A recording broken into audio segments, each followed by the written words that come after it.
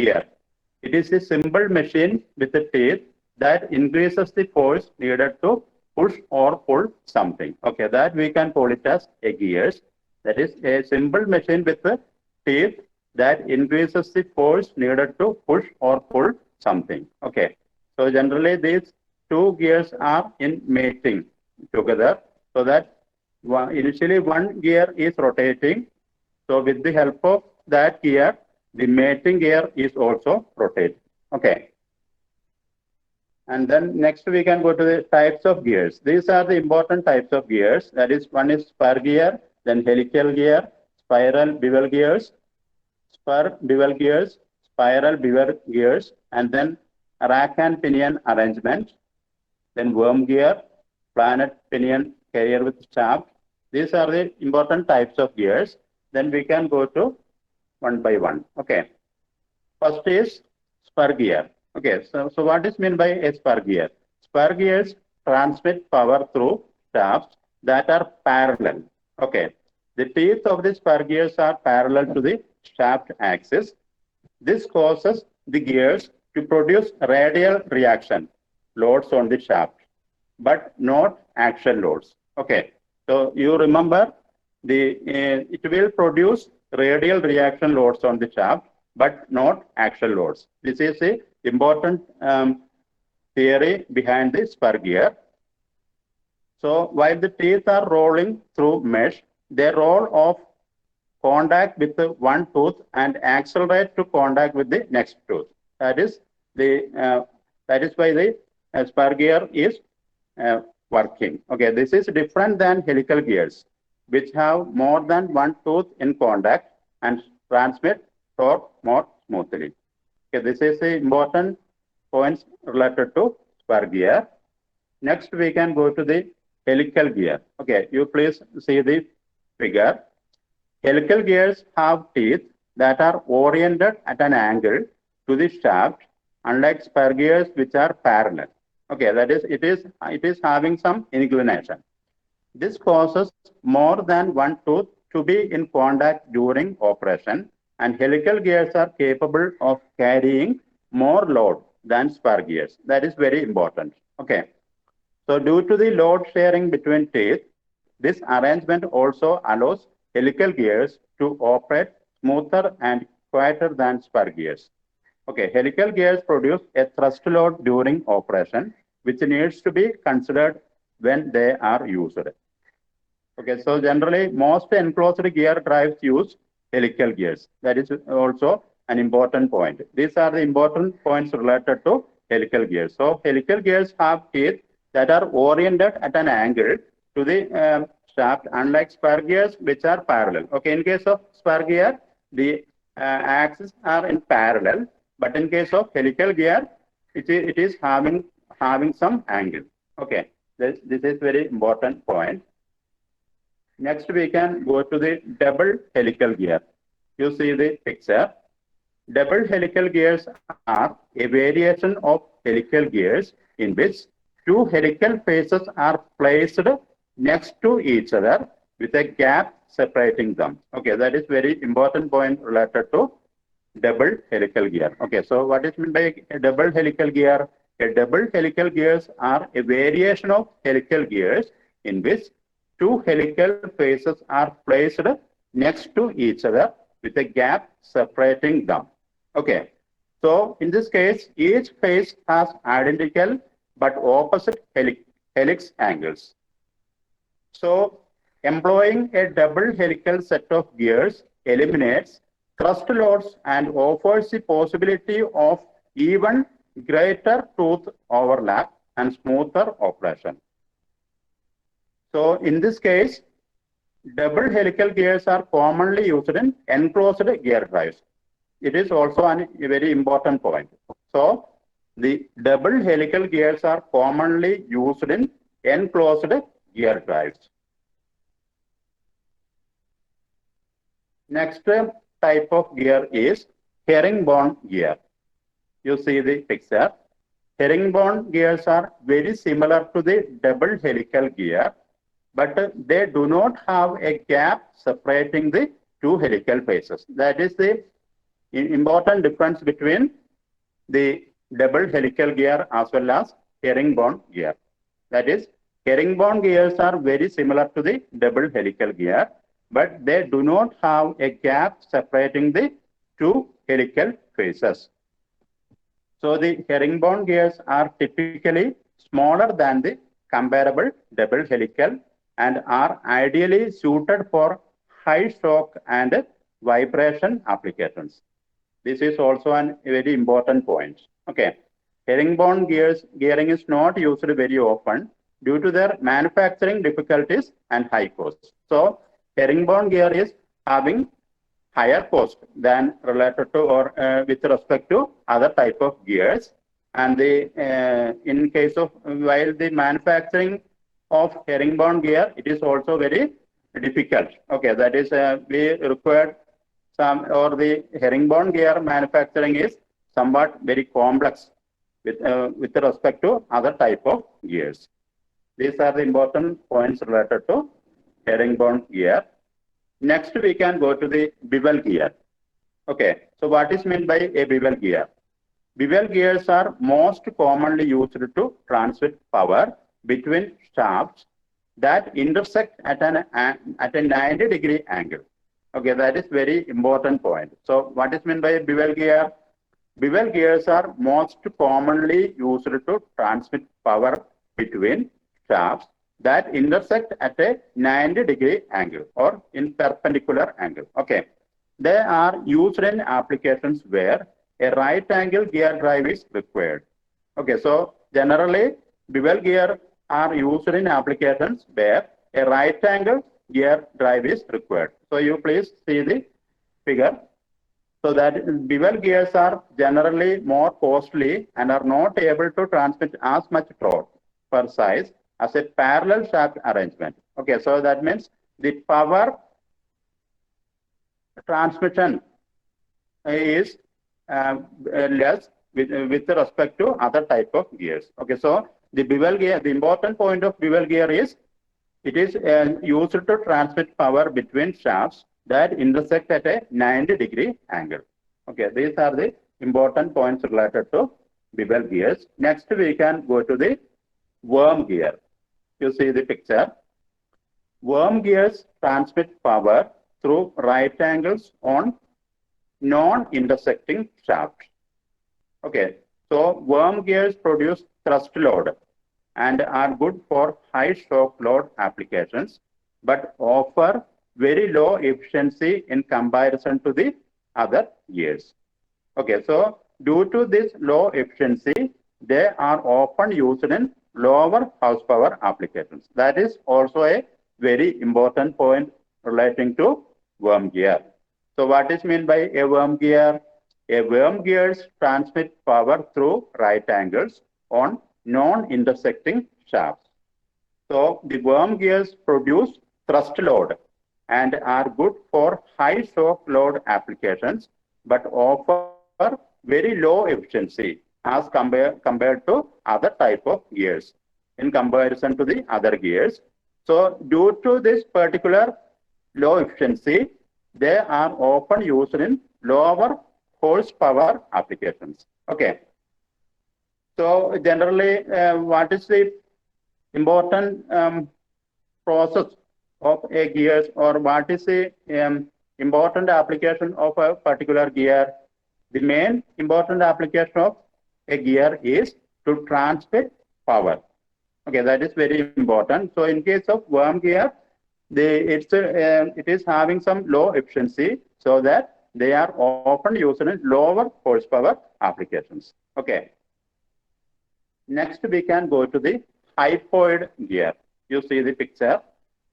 Hypoid gears look very much like a spiral bevel gear, but they operate on shafts which do not intersect, which is the case with a spiral bevel gear. Okay, so in case of hypoid gear, look very much like a spiral bevel gear.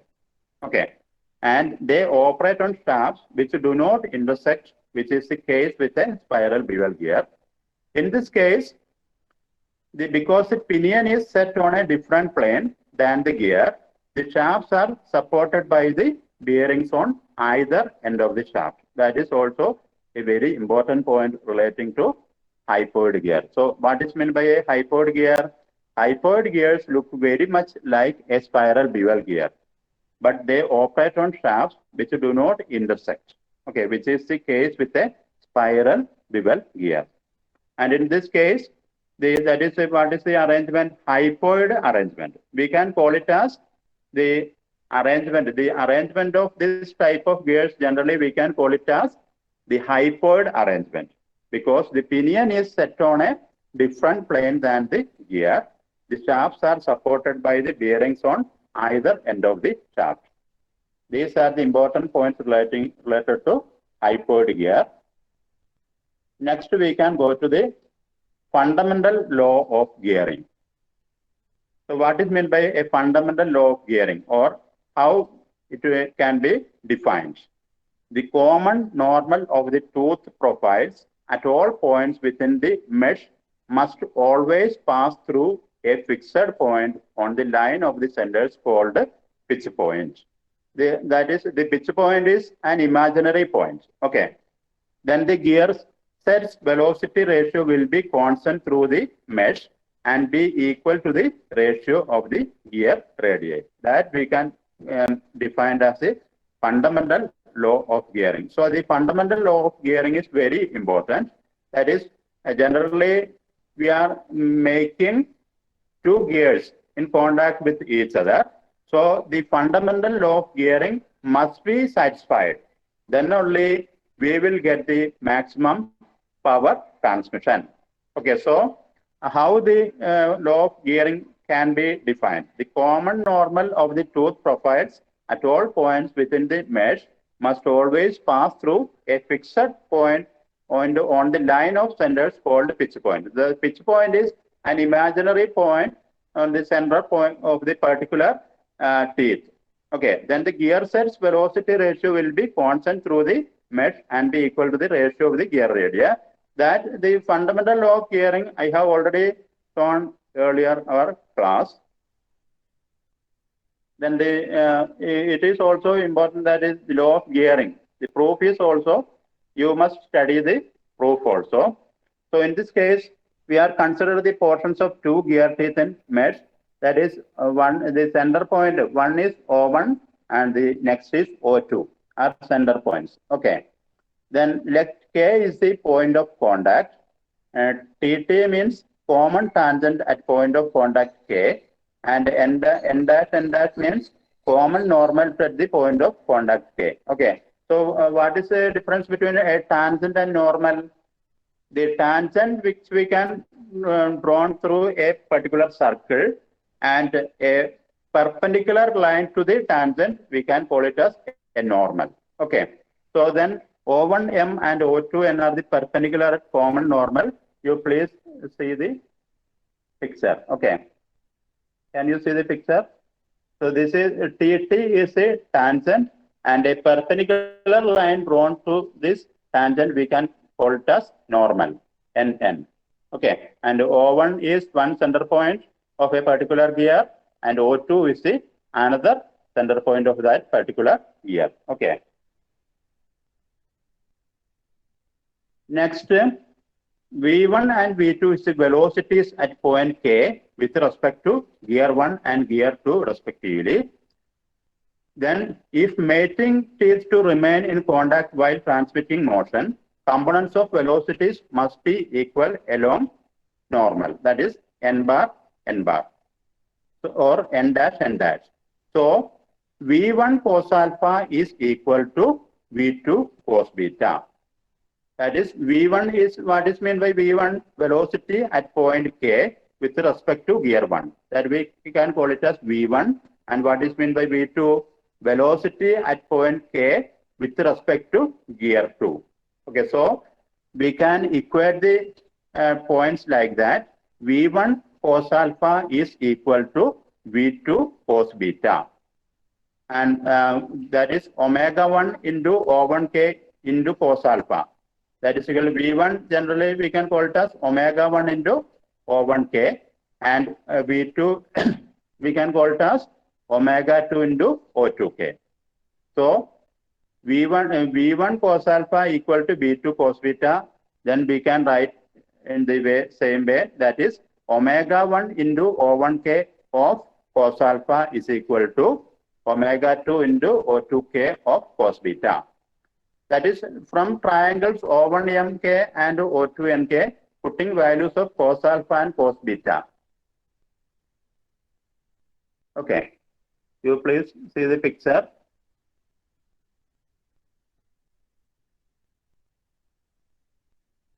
Then equate these two equations, that is omega 1 into O1k x into O1m divided by O1m. That generally, so we can get omega 1 by omega 2 is equal to O2n divided by O1m. That is equation 1.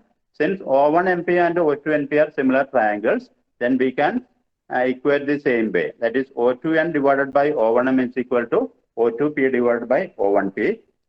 From these two equations, we get omega 1 by omega 2 is equal to O2p divided by O1p.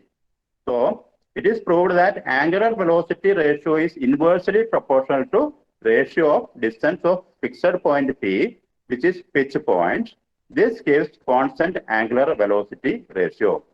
Or in other words, the common normal at the point of contact between a pair of teeth must always pass through the pitch point for all positions of mating gears. This is a fundamental condition which must be satisfied while designing the profiles of teeth for gears. This is law of gearing or condition or correct gearing. Okay, so generally, what is the purpose of this law of gearing? While we are transmitting the power from one gear to the next gear, it must be satisfied the law of condition of gearing. Then only the required power will be transformed. Okay, so the law of gearing is very important while we are making the gears. That is simple gear train or compound gear train. Like that, we have different types of gear trains are available. So our aim is to transmit the full power, okay, whether it is required. Okay, so the law of gearing is very important, and it must be satisfied while making the gears in contact with each other. So the law of gearing is also very important. So next is, if gear tooth profile is that of involute curve, then fundamental law of gearing is satisfied. How the involute curve or if gear tooth profile is that of involute curve, then fundamental law of gearing is satisfied. So how can be possible? So what is meant by involute curve? Path generated by a tracing point on a chord as the chord is unwrapped from base cylinder. That we can call it as involute curve. Okay, you please see the picture. So this T1, T or T2, that is the involute curve generally we can draw. And the points are this. This is the base cylinder, and then we can draw a tangent to the particular base cylinder, and then the involute curve is the path generated by a tracing point on a chord as the chord is unwrapped from base cylinder. Okay, that is known as a involute curve. So next is the involute gear profile. So what is meant by an involute gear profile? So the involute gear profile is the most commonly used system for gearing today, with cycloid gearing still used for some specialties such as clocks. Okay, so in case of clocks, we require more gears. Okay, so in our watch also, we require some different types of gearing system. Okay, so while the gears are rotating in the particular constant manner only, the time will be changed. Okay, So the involute gear profile is the most commonly used system for gearing today, with cycloid gearing still used for some specialties such as clocks. So in an involute gear, the profiles of the teeth are involutes of a circle. So you please see the animation in the screen. So that is a gear's profile does not depend on the gear it measures with. Can you hear me? Yes, sir. Okay. So the involute gear profile is the most commonly used system for gearing today. Okay. So with the cycloid gearing still used for some specialties such as clocks, watches, and like that. Okay. In an involute gear, the profiles of the teeth are involutes of a circle. So that is a gear's profile does not depend on the gear it mates with. So we can see different types of, that is two types of uh, tooth profile. One is involute tooth profile and then the cycloidal tooth profile. You see in the picture. So you can see the involute teeth profile in the left side of our screen, and then the cycloidal tooth profile is in the beside of that. Okay. So the involute gear profile is the most commonly used system for gearing today. So you can see the while the two gears are well, the tangent as well as the normal is keeping in a straight line so that the particular teeth of a gear is in contact with the mating gear's teeth. Okay. Now, how we can define an involute gear? So the involute gear is a gear. All the gear teeth have top flat portion and two side curves. Okay, that is known as involute gear. So the side curves for the involute gears are in the form of involute curve of a circle. So involute curve of a circle can be generated by the locus of an endpoint of an imaginary thought stirring unwounding from the circle. Okay, that is all the gear teeth have top flat portion and two side curves. That is known as involute gear. So the side curves for the involute gears are in the form of involute curve of a circle. So have you drawn the involute curve in drawing? Have you studied in drawing involute curve? No, sir. Okay, so the involute curve is somewhat in this manner. Okay, you see the picture in the side. That is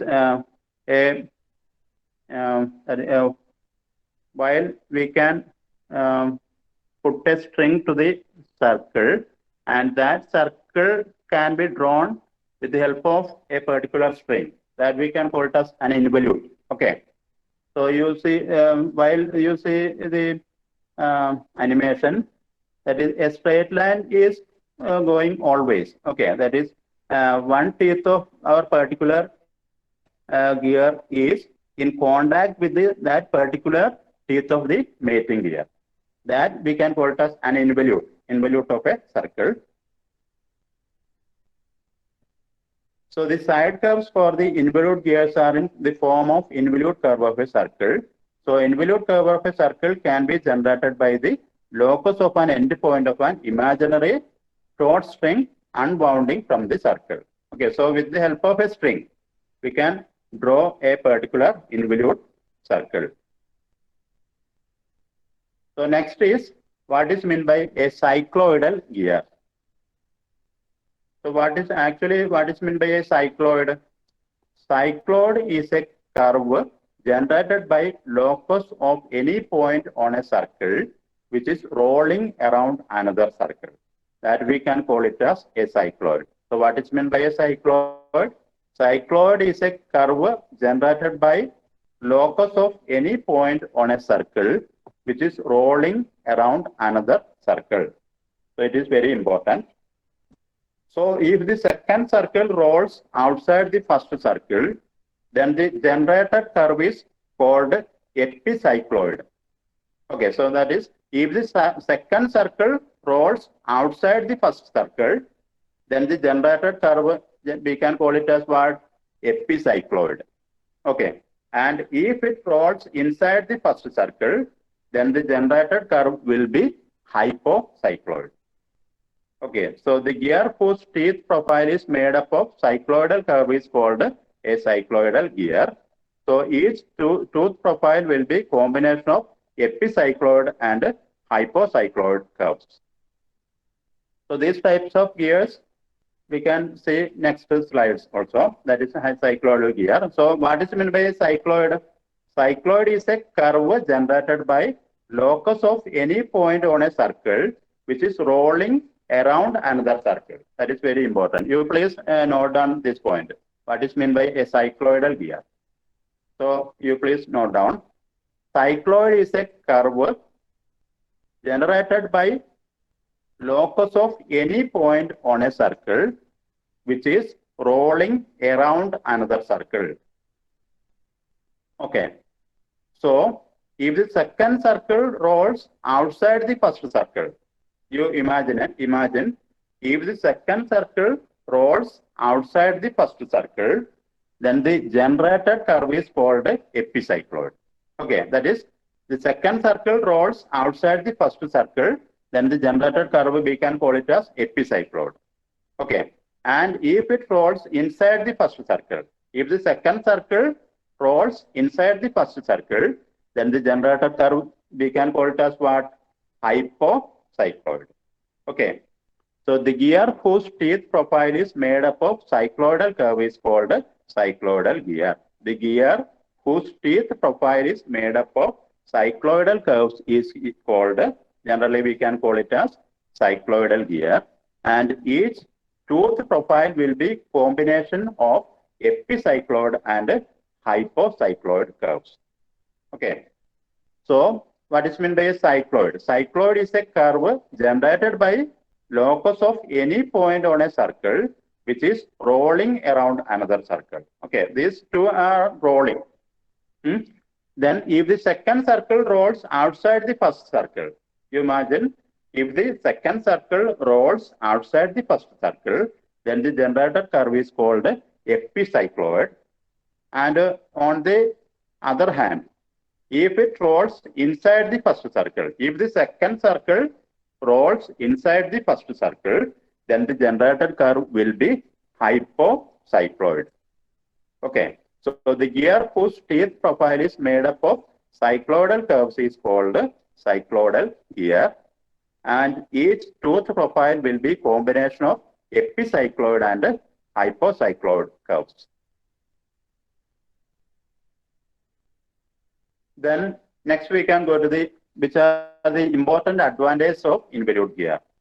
So while in contacts between two mating teeth in involute gear occur in a fixed plane of action irrespective of the center to center distances between the gears. So involute gears can handle center shifts of the gears better. This provides assembly flexibility. That is, contacts between two mating teeth in involute gear occur in a fixed plane of action irrespective of the center to center distances between the gears. Okay, that is, you please imagine we are making two gears in contact with each other. Okay, the first center gears center and the next O1 is the first center gear. Sorry, gear of the center of the first gear, and O2 is the center of the second gear. So the fixed plane of action irrespective of the center to center distances between the gears. Okay, so the involute gears can handle center shifts of the gears better.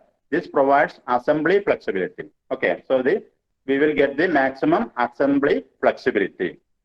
And the next advantage is involute gears produces lesser noise than cycloidal gears. Okay, so while it is in action, the involute gear produces very lesser noise than cycloidal gears. And the third important advantage is that manufacturing of accurate involute gear teeth is very easy comparing to cycloidal gears. Okay, these are the important advantages of involute gears. Next, we can go to the which are the important advantages of cycloidal gears. So the cycloidal teeth does not undercut or interfere with its mating teeth. Okay, what is meant by a mating teeth? The one teeth of that particular gear is in contact with the other teeth of that particular gear. Okay, that is while it is working, these two gears teeth are in contact with each other. Thus we can call it as a mating teeth. M-A-T-I-N-G, mating teeth. Okay. So advantage of a cycloidal gear is that cycloid teeth does not undercut or interfere. Undercut means there may be some distraction is occurring or interfere with its mating teeth. And in case of lesser number of teeth can be possible for cycloidal gears, which facilitates large reduction ratios. Okay, so what is meant by a reduction ratio? That is, our aim is to increase the power or reduce the power. Okay, with the help of gears. So, in case of lesser number of teeth, in case of we are considering the cycloidal gear, in this case we have lesser number of teeth. So it is possible for cycloidal gears which facilitates large power reduction ratios. Okay, so next important advantage is as cycloidal teeth are stronger than involute teeth. So these are the important advantages of cycloidal gear. So which are the important advantages? One is cycloid teeth does not undercut or interfere. That is, there is not any destroy or distraction is occurring with its mating teeth.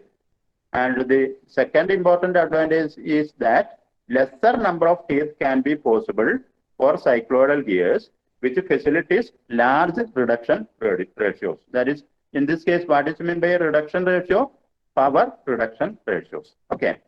So the cycloidal teeth are stronger than involute teeth. Next, we can go to spur gears or straight cut gears. Okay, spur gear can also call another name straight cut gears. So these are the simplest type of gears. Very simplest type of gear is a spur gear. They consist of a cylinder or disc with teeth projecting radially. Viewing the gear at 90 degrees from the shaft length side on the tooth faces are straight and aligned parallel to the axis of rotation. Okay, so in this case, in case of a spur gear, the shaft of the gears are in parallel. Okay, that is, while we are making two spur gears in contact with each other, then the shaft of each spur gear is parallel in structure. Okay, so they consist of a cylinder or disc with teeth projecting radially. So viewing the gear at 90 degrees from the shaft length, that is side on the tooth faces, are straight and aligned parallel to the axis of rotation. So next we can go to looking down the length of the shaft. A tooth's cross section is usually not triangular. Okay, so instead of being straight as in a triangle, the sides of the cross section have a curved form. Okay, the sides of its cross section have a curved form that is usually involute and less commonly cycloidal to achieve a constant drive ratio. So a spur gears mesh together correctly only fitted to parallel shaft. Okay, so while making the arrangement of a spur gear, we must ensure that the shaft of each spur gear is in parallel structure. Okay, while we are connecting the spur gears, there may be some angle is occurring. the action of that particular spur gears is not perfect. Okay, so it is very important that spur gears mesh together correctly only if fitted to parallel shaft. Okay, these are the important points relating to spur gears or straight cut gears. So a spur gear can also be called as straight cut gears. Okay, so this is a very simplest type of gears available in nature. So they consist of a cylinder or disc with the teeth projecting radially, viewing the gear at 90 degrees from the shaft length. The tooth faces are straight and aligned parallel to the axis of rotation. So, looking down the length of the shaft, a tooth's cross section is usually not triangular. So, it is very important. So, instead of being straight, as in a triangle, the sides of the cross section have a curved form. Okay, that is also very important point related to spur gear. So, usually involute and less commonly cycloidal. That is a point related to this spur gear. That is, usually it is having some involute shape and not cycloidal to achieve a constant drive ratio. So spur gears mesh together correctly only if fitted to parallel shaft. That is very important point. Okay, while the two spur gears are in contact with or connecting each other, their shafts must be in fully parallel. Then only we will get the maximum power. Okay. So next we can go to the spur gear nomenclature that you have already studied. Just I drawn the diagram only. Okay, that is whole depth, working depth, addendum, dedendum, and pitch circle. Okay, face width, top land, addendum circle, dedendum circle. These are the important letter spur gear nomenclature. These you have already wrote in your assignment. Okay, so I have extended the submission date up to 30th September. And all of you please send a request to me. That is in case of KIU Moodle. Only I think it is only 35 students have requested to me, and you please all of that is the remaining 14 students also send the request to me. That is we can make the assignment in Moodle platform. Okay, so that is also very important, and I have extended the date till September 30th.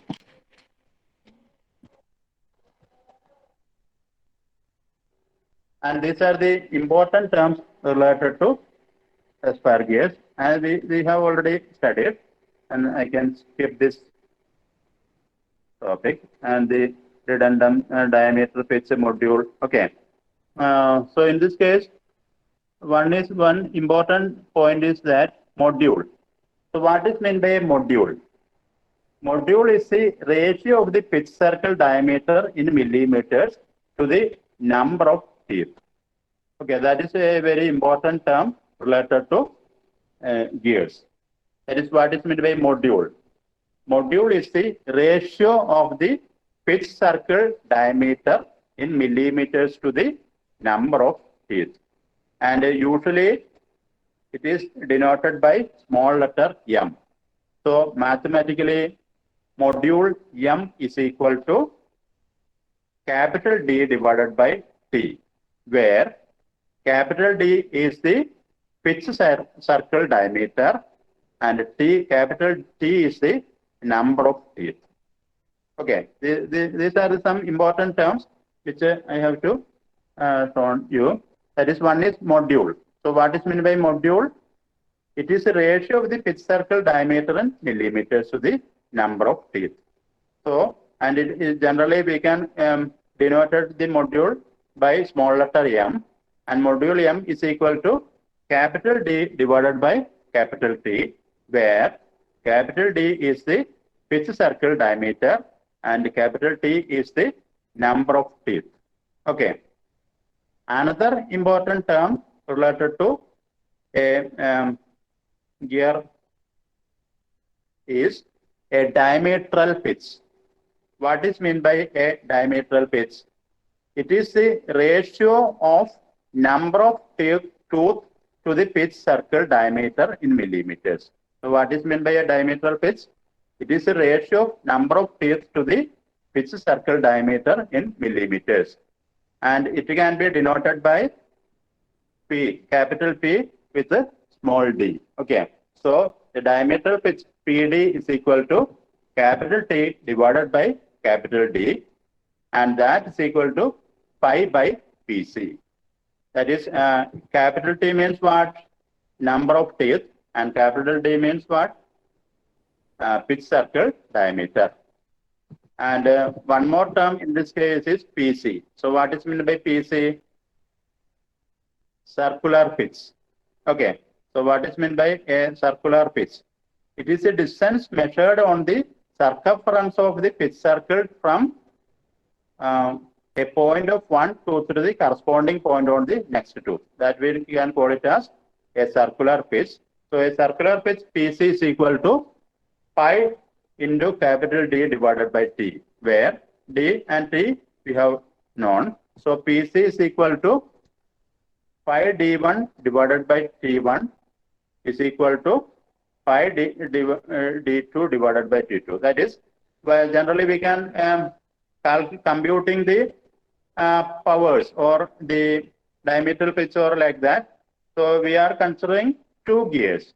Okay. So the P1 and D1 as the first gears points, and P2 and D2 are the corresponding values of the second gear.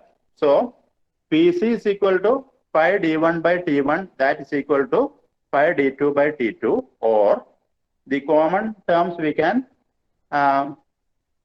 delete. Then the equation is D1 by D2 is equal to T1 by T2. So if D1 and D2 are the diameters of the two meshing gears having the teeth T1 and T2 respectively, and to mesh correctly, then PC or then we can write D1 by D2 is equal to T1 by T2. Okay.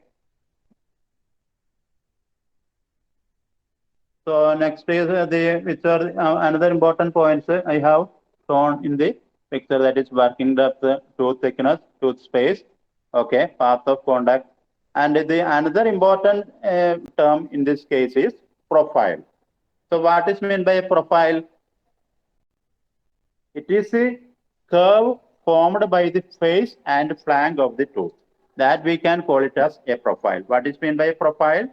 It is a curved formed by the face and flank of the tooth. Okay. Another important term in this case is length of path of contact. What is meant by a length of path of contact? So it is the length of the common normal cut off by the addendum circles of the wheel and pinion. That we can call it as a length of the path of contact. It is the length of the common normal cut off by the addendum circle of the wheel and pinion. Okay.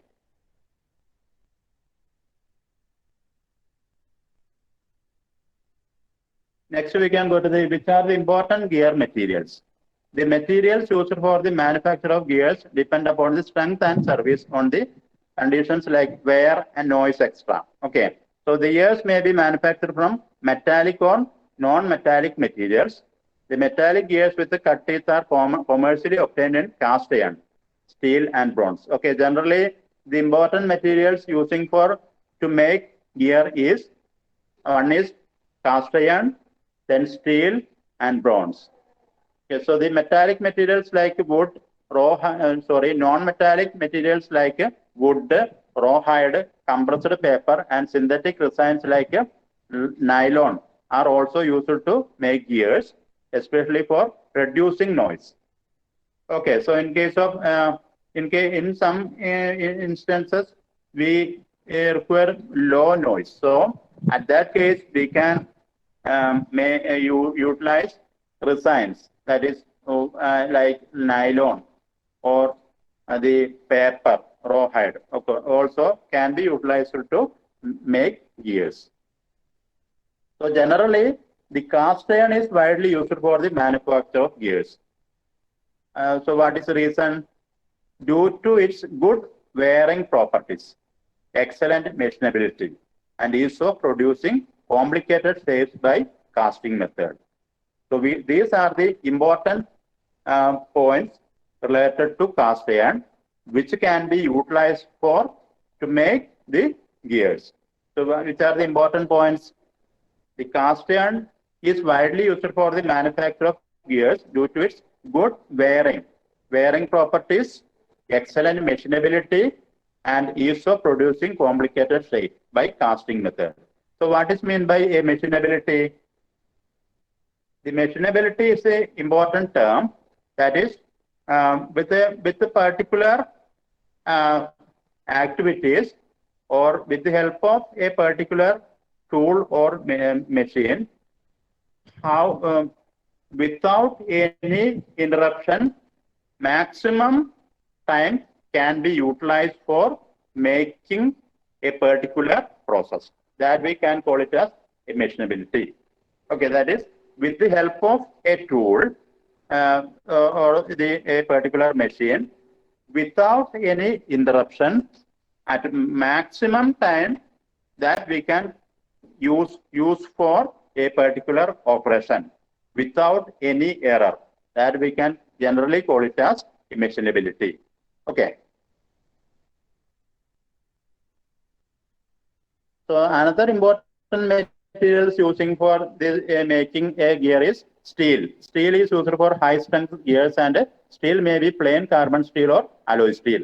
Okay, this another important material is phosphor bronze, is widely used for worm gears in order to reduce wear of the worms, which will be excessive with the cast iron or steels. These are the important materials using for making gears.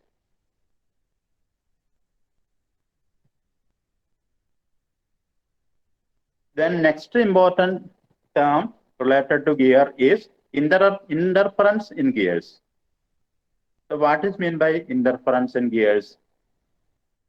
When two gears are in mesh, it is possible that an involute portion of one will contact a non-involute portion of the other gear. This phenomenon is known as interference and occurs when the number of teeth on the smaller of the two meshing gears is less than a required minimum. So what is meant by interference in gears? When two gears are in mesh, that is, or in contact with each other, it is possible that an involute portion of one will contact a non-involute portion of the other gear. A particular involute portion of the one gear will in contact with a non-involute part of that particular other gear. Okay, this phenomenon is known as interference, and occurs when will the interference occurs? When the number of teeth on the smaller of the two meshing gears is less than a required minimum. So, when the interference in gears is occurring? It occurs when the number of teeth on the smaller of the two meshing gears is less than a required minimum. Okay, that is very important point. Okay, the interference, when will the interference occurs? That is when the number of teeth on the smaller of the two meshing gears, number of teeth on the smaller of the two meshing gears is less than the required minimum. Then at that case only the interference is in gears is occurring. So in case of looking at the animation, you can see a straight line. Okay, always see a straight line, and the two gears are in rotating. Okay, so first gear is having an involute portion. At this same time, the second gears is a non-involute portion. Okay, that generally we can call it as interference in gears. And so how the or when will the interference is occurring when the number of teeth on the smaller of the two meshing gears is less than a required minimum. So we are one gear we can call it as a driving gear, and the other is we can call it as a driven gear, and these are the two tooths. Okay. And point of contact is marked here, and while it is in rotating. Okay. And driven gear. What is the difference between a driven gear and driving gear? Anybody can say?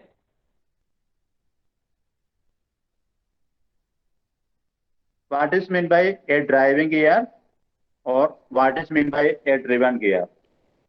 I will call a person. Mirfa Hanan Tadatil.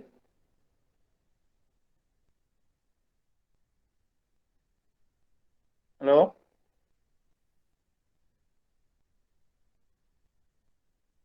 Are you hearing? Or Akshay Parameswaran?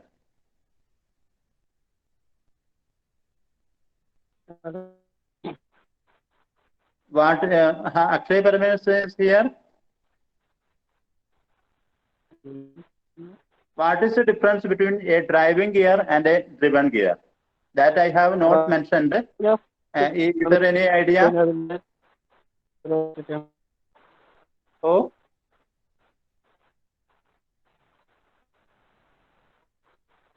Any idea?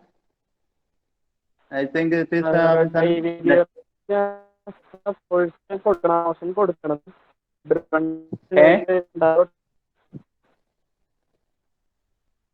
Okay.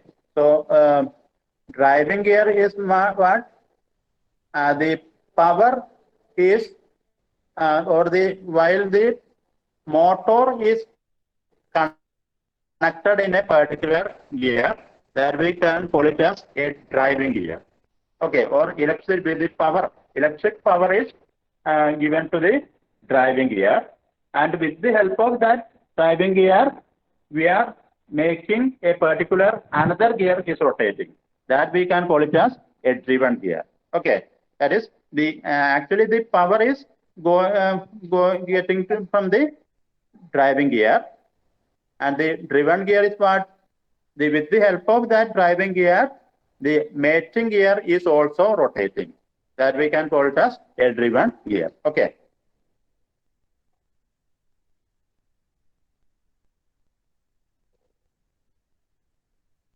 Okay, so time is over.